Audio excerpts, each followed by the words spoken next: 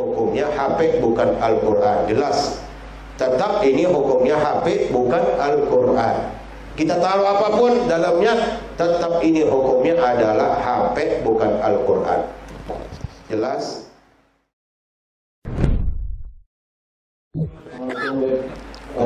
Kita ini kan tahu ini zamannya teknologi gitu. Nah. Sekarang itu kan Al-Quran udah dipakai gitu. Nah, Bagaimana itu hukumnya Al-Quran di HP? Hukumnya Terus, mau membaca Al-Quran dari HP, apa berwudu. juga gitu. Nah. Waalaikumsalam warahmatullahi wabarakatuh. Pertanyaan dari saudara Anas bertanya tentang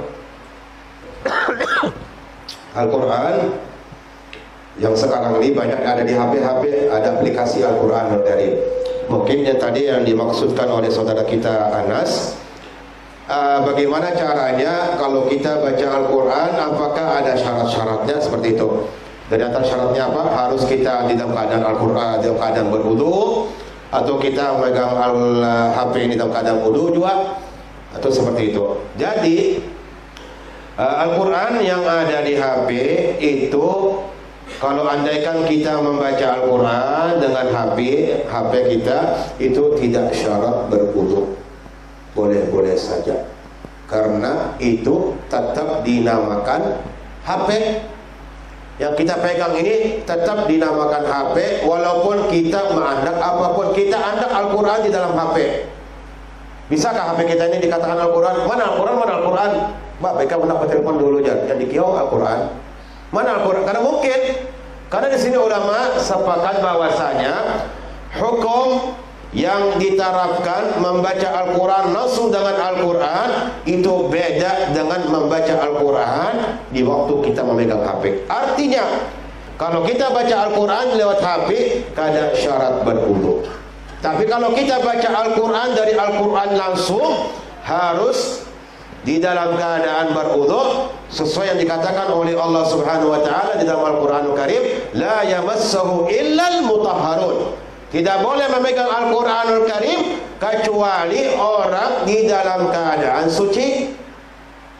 Jadi apa yang sudah diterapkan oleh syariat Allah terhadap kita membaca Al-Quran langsung di Al-Quran, itu berbeda dengan HP. Artinya baca Al-Quran tanpa wudu di HP kada masalah. Bawa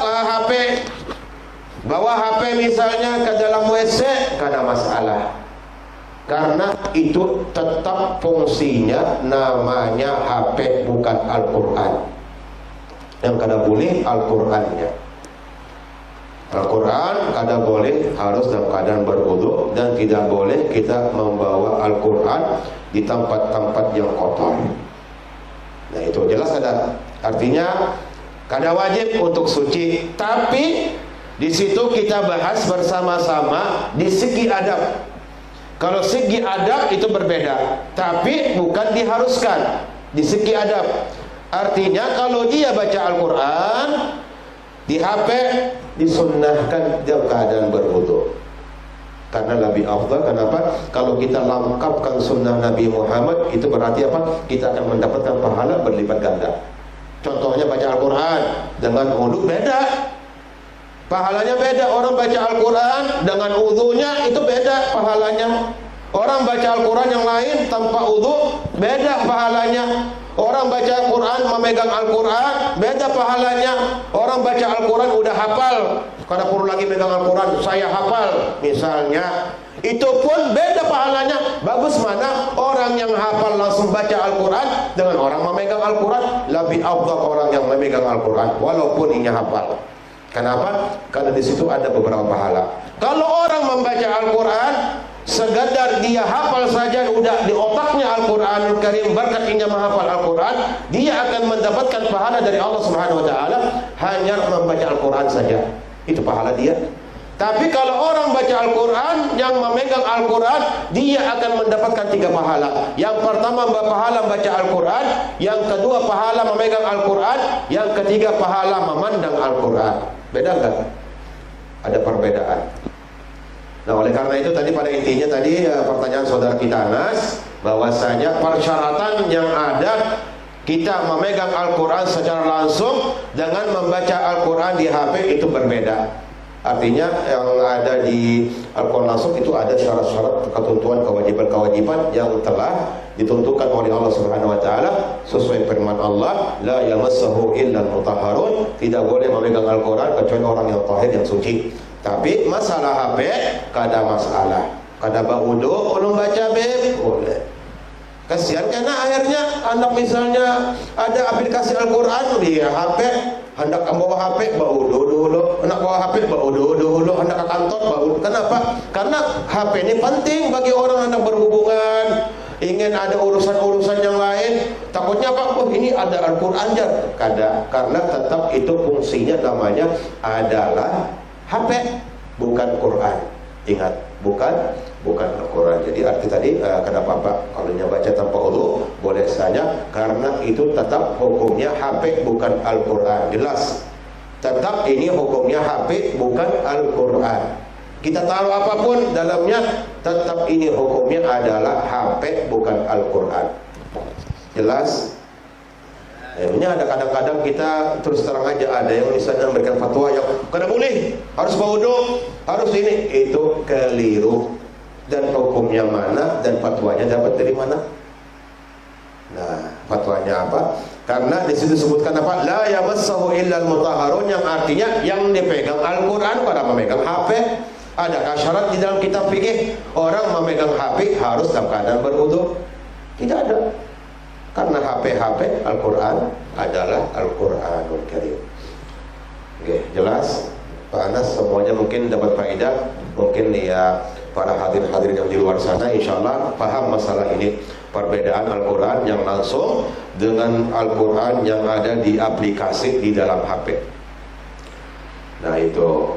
Kemudian ada lagi bertanya, satu pertanyaan terakhir, atau mungkin ibu-ibu di belakang yang sibuk dengan HP-nya. Ibu-ibu di belakang ada yang mau bertanya boleh. Karena ini insya Allah mudah-mudahan kita ke depannya kita pindah di sini aja majelisnya lah, biasa di depan sana, karena ini suasananya berangin lah, jadi kurang papaluhan kita lah, teman kita itu. Ada lagi yang bertanya tentang Al-Quran? Terakhir, pertanyaan yang terakhir, Ustaz ini dari Gambut mau tanya.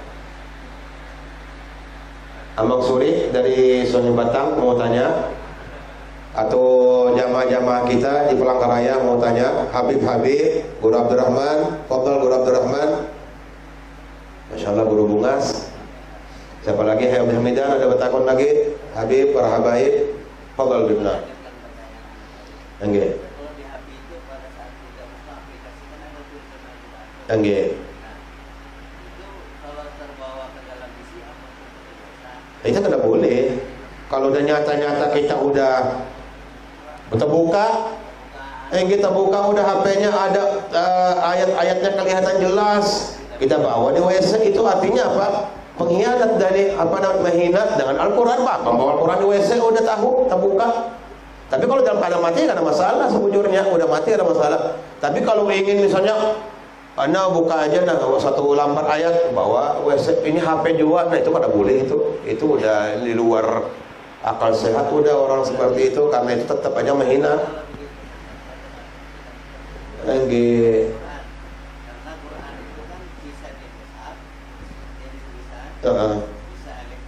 Bisa elektronik.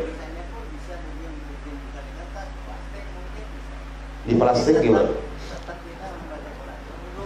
Selama itu Al-Quranul Karim, kalau selama itu HP, ya HP ada bisa. Walaupun apa gimana tetap aja berbeda. Tulisan Al-Quran, walaupun tulisan Al-Quran tetap itu dipanggil dengan apa? HP. Kalau misalnya panggilan itu dengan Quran, Quranku, nah itu Quran udah boleh. Mushafnya, mushaf Al-Quran, mushaf Al-Quran. Mungkin udah ada lagi di belakang. Ada bertakun jamaah-jamaah kita, yang berumpi-rumpi ini ada yang bertakun kan? Masya Allah. Kalau ada pertanyaan, amin.